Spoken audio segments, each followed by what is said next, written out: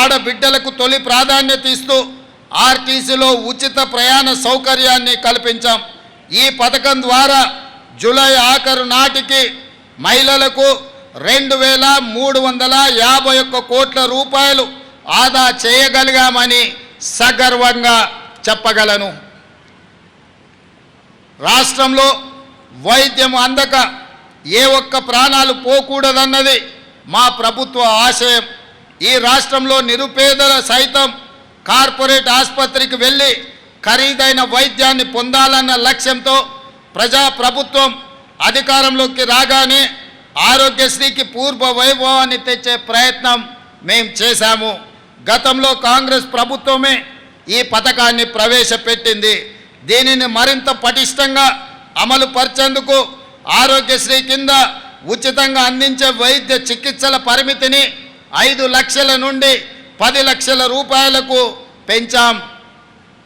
కొత్తగా 163 చికిత్సలను ఈ పథకంలో చేర్చాం.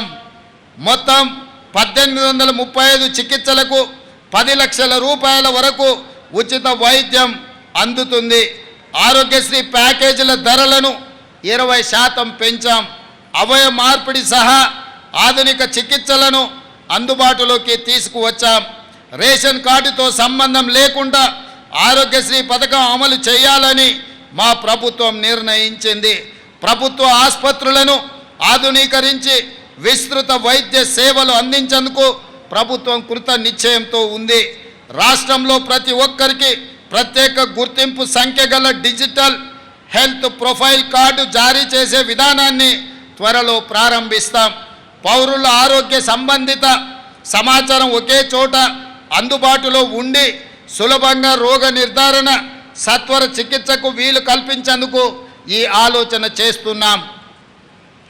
ఆడబిడ్డల కన్నీళ్లు తుడవాలన్న లక్ష్యంతో ప్రారంభించిందే మహాలక్ష్మి పథకంలోని మరో పథకం.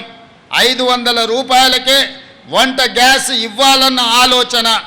2014లో కాంగ్రెస్ పార్టీ అధికారం కోల్పోయే నాటికి గ్యాస్ సిలిండర్ ధర 410 రూపాయలు మాత్రమే.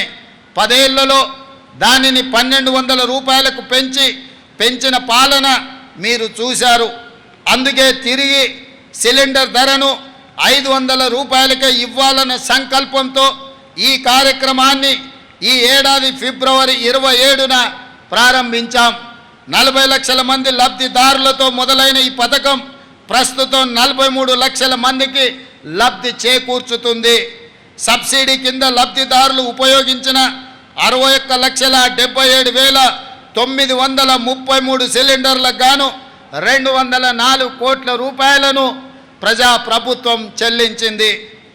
అదేవిధంగా అల్పాదాయ వర్గాల వారికి విద్యుత్ బిల్లుల భారం తగ్గించి వారి గృహాలలో చీకట్లను పారదోలి విద్యుత్ కాంతులను నింపేందుకు గృహజ్యోతి పథకం అమలు చేస్తున్నాం.